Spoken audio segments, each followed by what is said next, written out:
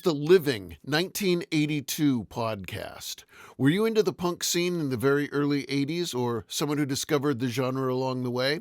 Well, we're doing some deep diving into the Seattle punk scene and sharing the story behind a band that was very short-lived but made a lasting impact, with members going on to being in some of the biggest bands in the world. Their debut album was never released back in the day, but is finally out now. This is the story of The Living. So that's for the next 90 minutes. It may be slightly offensive to some of you. Okay, Life Elsewhere is going to go on the air right now, I hope. KRAB, Seattle's best rock. John, what do you do? My name is John Conti. I'm the Words Road. He sings. He sings, that's what He sings, yeah. And Jerry, what do you do? I'm Jerry, and I play guitar. And you're the newest member of the band? 2 weeks ago. 2 weeks ago. Then we have Duff. I also play guitar. Duff plays guitar. Then we have Greg. Drums. And Greg plays the drums, and Todd on the end. I play the bass, I think. Also tonight we have with us Brian Fox. Brian Fox, and I try to manage this gang. Is Motley Crew. This motley crew. Is that a difficult task, Brian? You seem to have a worried look on your face the whole time, is it? He's worried if he's gonna get home safely. You're making it good, right? No, it's great. I enjoy it, and it's generally pretty easy, but I don't know, there's difficulties. Are you really like an all-encompassing father confessor and a granddaddy No. and whatever to the band? I'm just kind of a friend that supplies an outside semi-objective opinion. I mean, it's hard because this is the kind of music I like, and the way they play is the way I like it best. But still, I just supply an outside objective view, and that's all. I don't really have any effect on what the band looks like or what the band sounds like or anything like that. I just say, hey, that's really good. That's the shit. How long has The Living been together? How long have you been together as a band? Since August. Of last year? 81? Yes. 81. And Jerry just joined the band when? 2 weeks ago. 2 weeks ago. Were you in a band where do you come from? British Columbia? Yeah, Vancouver. I was playing in the Deans. I've been down here for 8 months now, and I was playing in the Deans for about 6 of those months, and then our bass player went to New York, and we were stuck, so now I'm in a better band. Thank you. Thanks very much. Yay. Now, this is really important to me. A number of months ago, Brian brought me a tape which was recorded live at Rex, and I think he came to see me with Duff. Not with Duff, with John. Sorry, gotta get that right. And I said to you, give me some information about the band, and you said, there's nothing to say. The guys don't want to say anything about themselves. Now we're all together. Tell me something about yourselves. That's the first thing. When I had a tape, I played it on the air. I had nothing to say about you. So I'm sure people want to know. I know people have asked me, tell me something about this band. Is there anything you want to say about yourselves before we get into asking like formal questions? Want to say anything about yourselves? We're good. A shy band, folks. Well, we're a real young band, and we're enthusiastic, we're powerful. We don't mess around. We are serious about our job, and we're not wimpy, and that is the main drag. It's not a job, it's an adventure. Yes, that's right. I A think 5-year mission. You know what I mean? the one thing to get clear about The Living is that we're honest and straightforward. Who writes all the songs? Do you all write together, or is it one of you, two of you? What? It's it's Duff. Sometimes by himself, sometimes with me, sometimes it's John and me, and So it's a mixture of all of you. yeah, we all give in our share. I mean, no one just writes a song without somebody putting in something else. We all give our own parts. We're all 5 individuals with a lot of talent, and we give everybody strength. And very modest as well. Yeah. Well, I'm the only modest one of the band. No, I like all kinds of music. your kind of music, I particularly like it. Well, the way you do it, anyway. But just for the sake of people listening in, would you like to see yourselves classified in some kind of set category as regards your music? No, thanks. I mean, I think probably the average listener listening in might sort of put you in the category of, in quotes, punk music. Do you see yourselves like that, or do you see yourselves just as not just, but I mean as a rock and roll band that plays good, fun dance music, or Yeah. I say that Definitely rock and roll. totally different. We're a mixture of heavy metal, punk, everything, punk, funk, whatever, It's the fun stuff. I think calling it punk would be just restricting it too much, because people have a real narrow idea of what punk is. The elements it does have that are common with punk are the energy, the power, possibly the speed on a lot of songs. But other than that, I don't really see it having that much in common with punk, per se. Since you formed last August, did you say? Yeah. Have you ever met? I haven't yet had the chance to get and see you. I try to get to see as many bands as possible, but I haven't seen you guys yet. Have you had that many gigs? Have there been many places you've played yet? Or It's really been on and off. It's some months maybe 4 or 5 gigs, and then for a couple months it's maybe 1 or 2. I mean, it's real flexible. what about the future for you as regards playing in Seattle? Is that Thursday, Friday, and Saturday at Dez's 400. Say that. Repeat it loudly. So Thursday, Friday, and Saturday at Dez's 400. Thursday being tonight, of course. This is pre-recorded, everybody. Right. Yeah, Tonight we'll be playing. Yeah, we'll be playing. With This the is on the air. At the Fastbacks. Yeah. And we're playing with D.O.A. on the 19th. Where's that at? That's at Monroe's Dance Palace on Elliott and West Elliott. That's a new place to me. new place, brand new. It's right down there across from Durigold and Baskin Robbins, right there on Elliott Avenue. So it's in the city. What do we just discussed about not being classified into any set name or style or whatever. What do you actually think yourselves, as the band, as the living, what do you think makes yourselves different to other bands? Catchy songs. Age. All right, how old are you then? What's the average age of the band? 19. Do you think that's young or old? I mean, Yeah, that's definitely young. For a band in Seattle, is that a young age? For a band that plays like we do, it's young. Yeah. Exactly.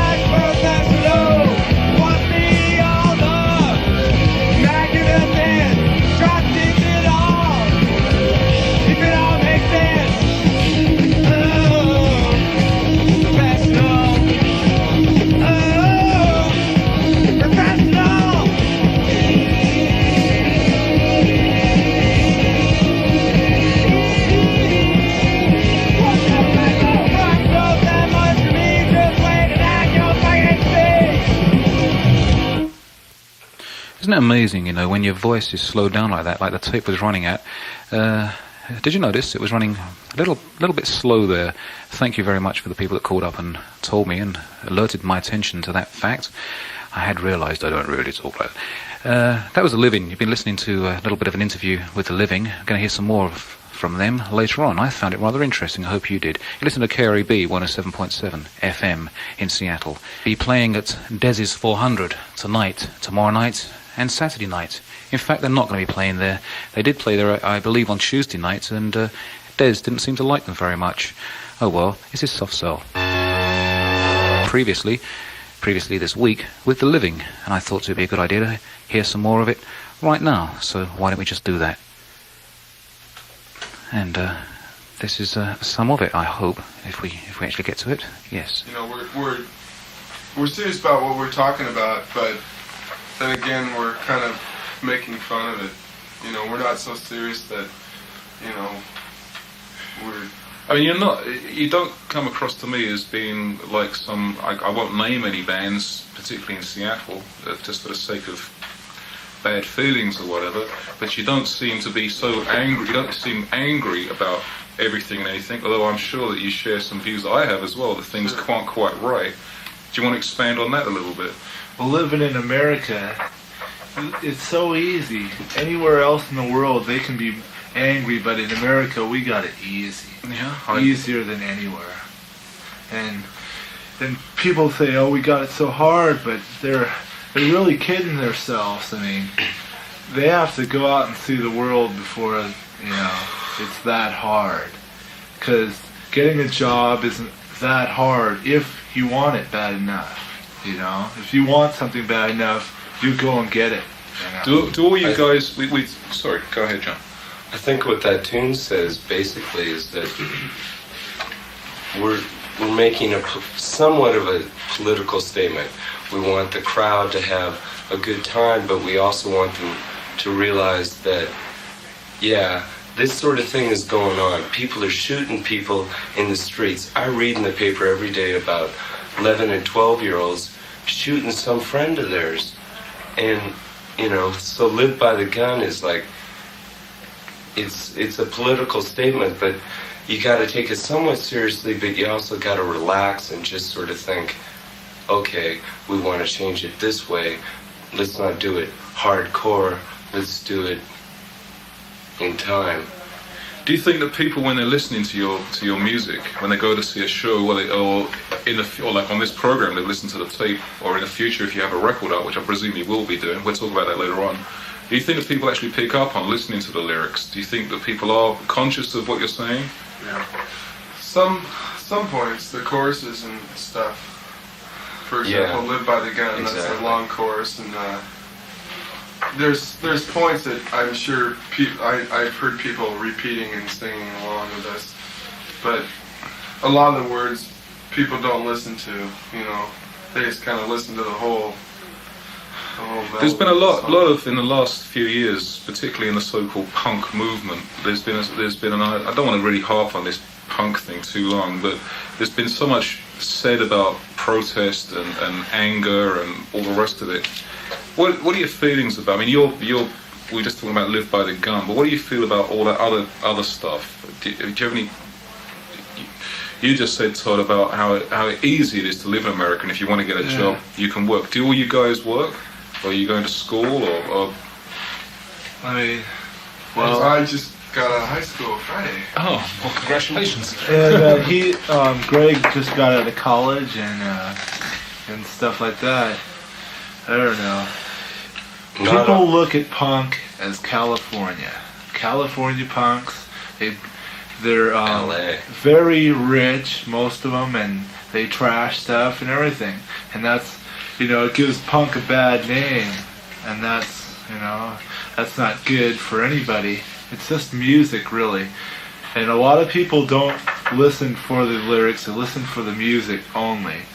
But more the intellectual people do listen for the lyrics and get what the meaning of the song, you know, feeling, you know, it gets right here, hits right in the heart, and you know, you just go, whoa, that's bad, you know, that's cool. I think a lot of punk bands, they're basically, especially when they try to be political, I think they're talking about a lot of things they don't really know that much about. True. It's part of the shtick, you know.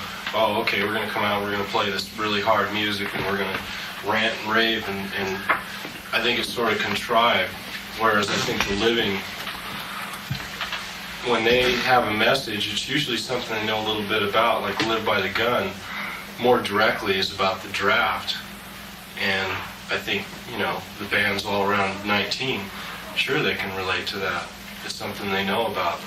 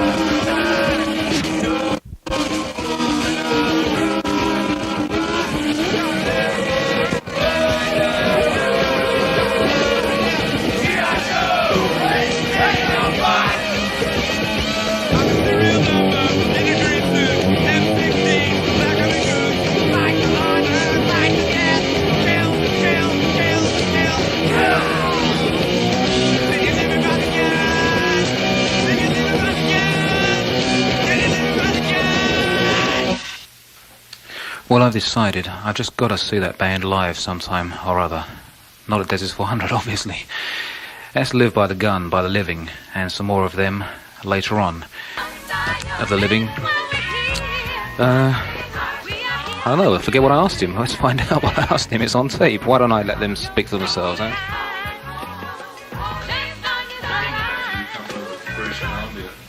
Do you think the scene, in quotes, is a lot different down here in Seattle, in the northwest of the United States, to Canada? Speaking politically wise, If you want, yeah. in Vancouver and in Seattle, everybody's just as ignorant. They don't know what they're talking about. And nobody really knows what they're talking about. They'll say something, but they don't really know. You gotta stupid. mean it. You gotta mean it Yeah. when you say it. And people just come off as stupid to me, seeing them say something that they don't know anything about. What about the crowds that come to see you? I presume because of your age, you find it more difficult to play in an all ages place, an all ages venue, rather than no, it's the other way around. Yeah, it is that way around, isn't it? Yeah, Other way around. It's easy to play in all ages place. Every crowd that we've played for, at least from my eyes, I don't know about the rest of the guys, has been a little bit different. It's really rather hard to play in a bar situation. The crowd's a little bit older. They expect something that's more listenable. Mild. Right. Good word. Deans. But it seems like we're an all-ages band. I think the crowd that follows us at the moment is probably 18 or 19. Do you have a crowd that always comes to your shows? Basically, with the bands we play with, a lot come. We know a lot of bands. We played with a lot of bands, so they bring a following. We bring people in, and they're willing to listen to us and give us a chance. But a lot of times when we play in the nightclubs and stuff like that, they want to dance, but if they don't know the music, they won't give it a chance. Think about Seattle or the Northwest as a place. Jerry just made a... Yeah! We'll be leaving as soon as possible, I'll tell you. You are. Well, it's not, I mean, it's not this town, it's the people in mind. They're just, they're really afraid of anything powerful. They're afraid of power, they're afraid of... They're afraid of something different. Yeah, right. No competition.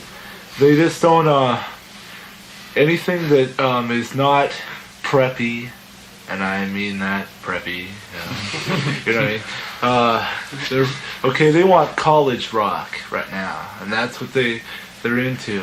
And, I mean, anything young, anything exciting, and too powerful and too expressive. I noticed, and you probably noticed this maybe even more astutely than I do because you're much younger than I am, but you probably noticed that kids of your age are either, as you said, either very conservative and preppy, or, in a very small element, are rebelling, I guess that's the only way I can put it. Am I right in that observation? Well, they think they're rebelling, but they're not. I mean, the only bands that they go to see are the bands in their own clique, you know. That's group, yeah. Group. They're not rebelling against anything. They're conforming just like everybody else. You know, they're saying, "Oh, preppies stink because they conform," and shit, they conform just like everybody else. Well, we just talked about Seattle, and Jerry gave the thumbs down sign about Seattle. Are you thinking seriously about moving out of Seattle? Is that your plans? Yeah, because Seattle's really backwards in a lot of ways. I think the main reason as far as affecting this band is the fact that in most other large metropolitan areas, and this is barely a metropolitan area, the schools, you know, the musical scene seems to happen out of the school. And the college students tend to be a little more open to new ideas. Whereas in Seattle, it seems like the college students are supporting the MOR attitude that's all over Seattle. It's like they're the ones that are afraid of anything new. Whereas if you go to some place like Los Angeles or San Francisco or New York or Chicago or anything like that, the new music movements start with the schools and then spread through the city. So where are you guys planning to go to? Is that Everywhere It's else. not definite. I think one thing that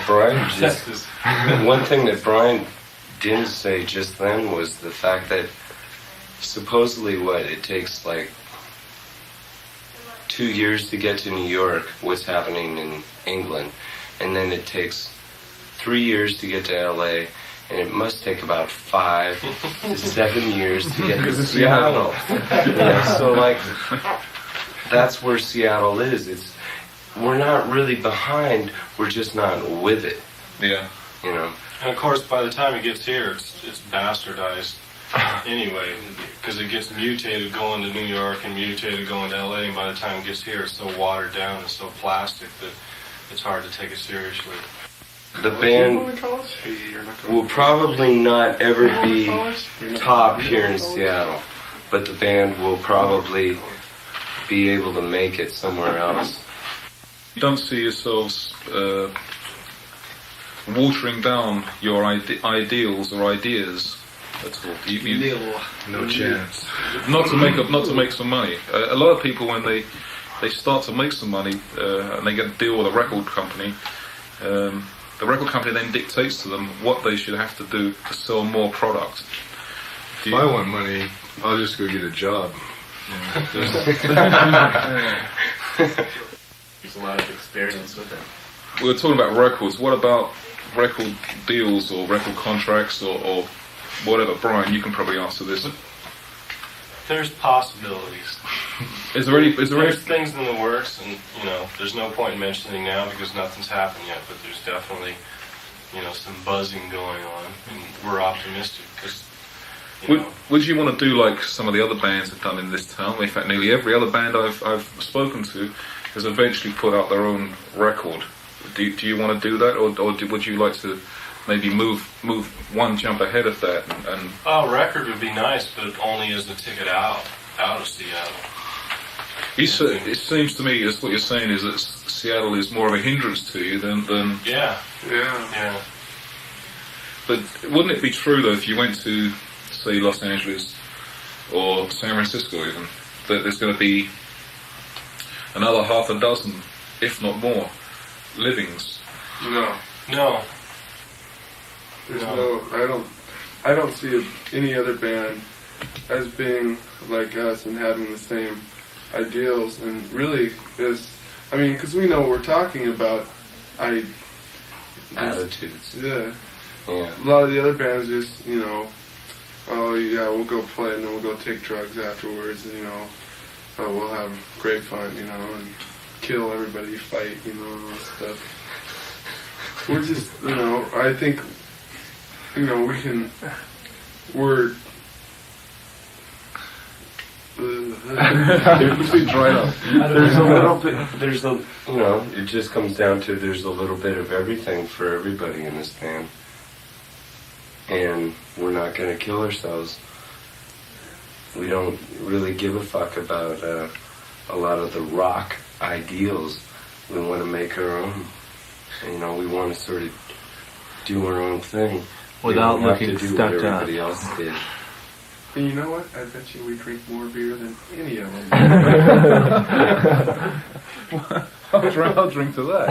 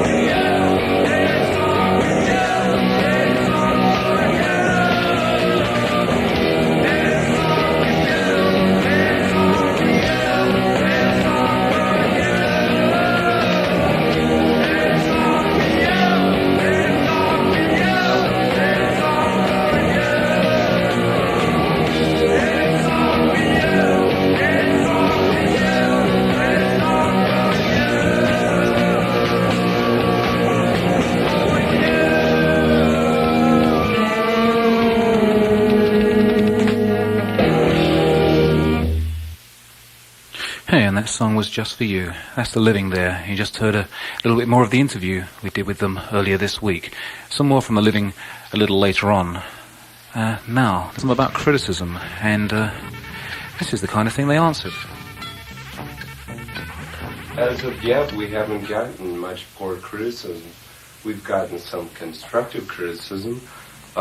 We've also sort of got dogged by some promoters and stuff in town, which is exactly what you're getting at. Has been fucking hard because at some points, like back in March, the band was existing only on rehearsing.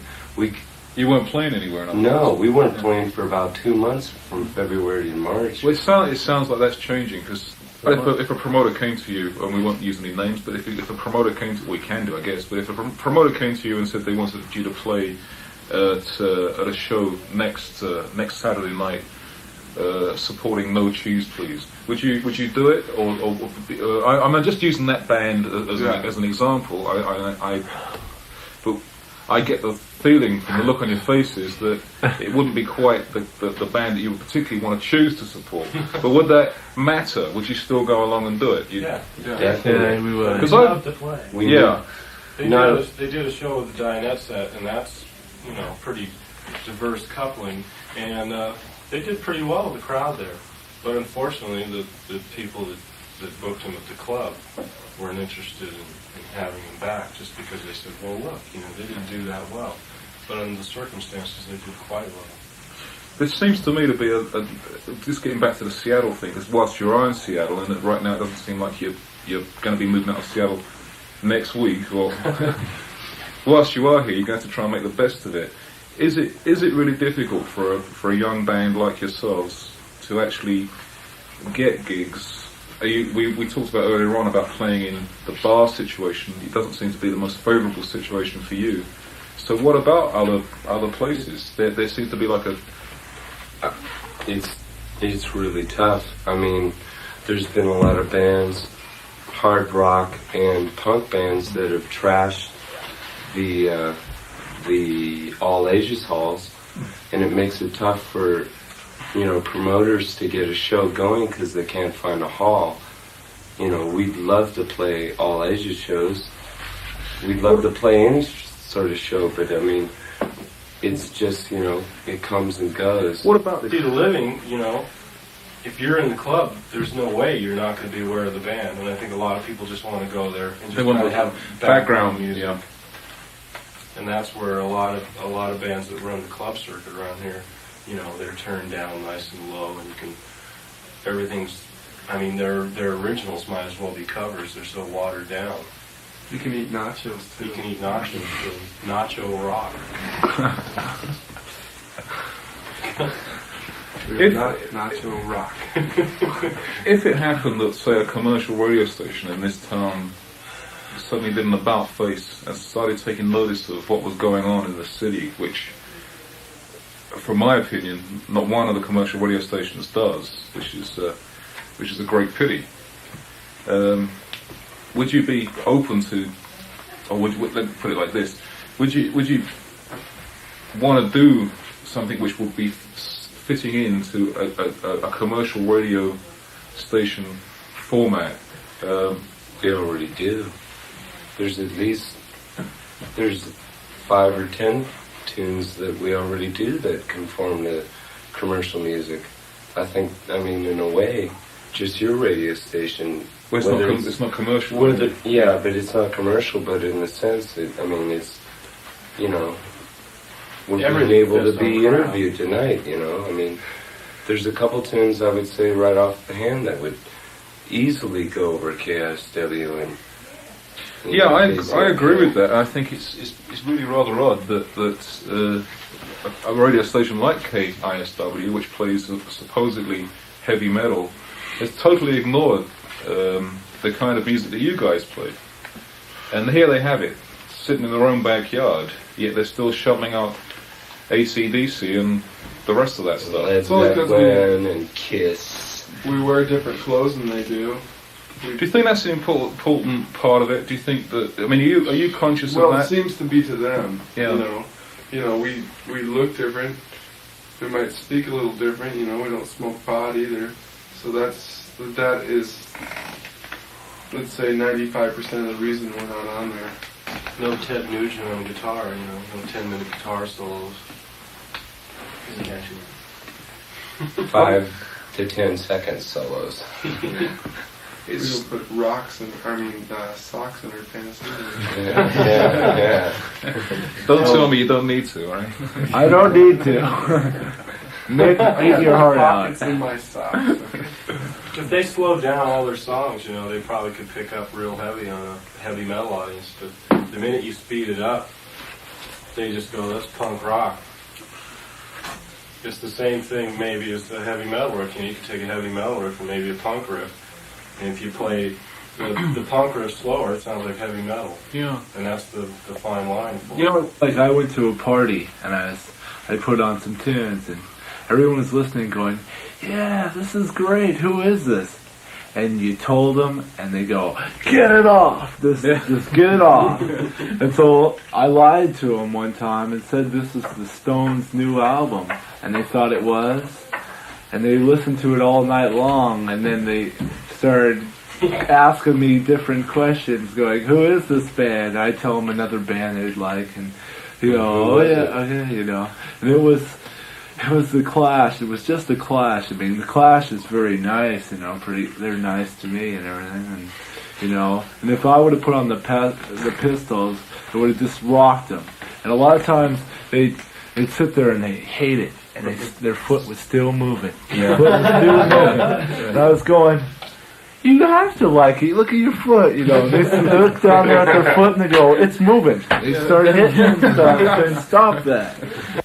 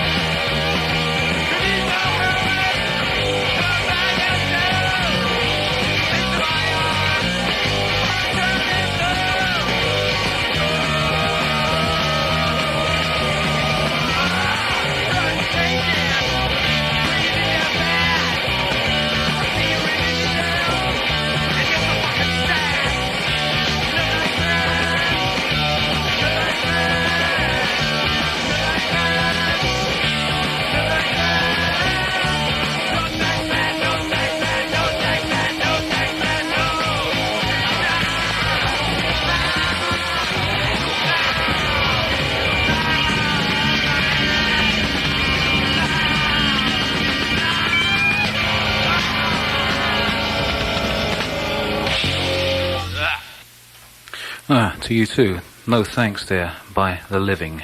A little bit more from them before we end the show tonight. What about China Blue Vision by Islet and Gaza? 40. I It was did. Jerry. It was how seriously, guys? How long do you give yourselves? Do you As long as it takes. as long as it Yeah. takes? I mean, you're young. You've got plenty of time on your side. As long as it takes, except I know I'm not gonna. If I turn 30, I don't think I'm gonna try as hard as I am now. It's just not worth it when you're that old. All I don't right, wanna- you're out. I You're don't, out of the band. I don't want to be 35 and trying to fucking make it. I mean, that's like the enemy. Well, what if we're we're all 35? Hey, I'm 35. Fuck, I'm not gonna have as much hair as I do now, you know? I mean, I'd rather have somebody who's got a full head of hair. You know? It's like Bon Scott, you know? Bon Scott, he was going bald at the end, and all of a sudden he kicks over dead. I don't think he was planning to kick over dead, but, Sure you know, he did. he just did. He had it written on his calendar, didn't you see it? I'm dying tomorrow. What I was trying to get at is pertains to being in Seattle and moving out of Seattle and making it in the way that you want to do it. Do you give yourselves an actual set time? I wasn't talking about as far ahead as being 30 or 35 or... I think by August we'll be on the road.